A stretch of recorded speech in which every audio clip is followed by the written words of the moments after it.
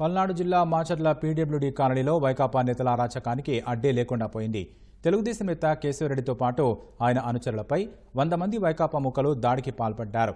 ఈ దాడి నుంచి తప్పించుకుని పారిపోతున్న తెలుగుదేశం నాయకులను వాహనాలతో తొక్కించేందుకు యత్నించారు. వైకాపా అరాచక దాడిలో 10 మందికి పైగా తెలుగుదేశం కార్యకర్తలకు గాయాలయ్యాయి. వారిని తరలించేందుకు అంబులెన్స్లు అందుబాటులో లేకపోవడం వల్ల కొద్దిసేపు ఇబ్బంది ఎదురైంది. ఆ తర్వాత ఇతర వాహనాల్లో ఆసుపత్రికి తీసుకెళ్లారు. ఈ ఘటన తర్వాత కూడా వైకాపా ముఖలు వాహనాలపై తిరుగుతూ ఓటర్లను కూడా భయభ్రాంతులకు గురి చేశారు. ఆస్పత్రి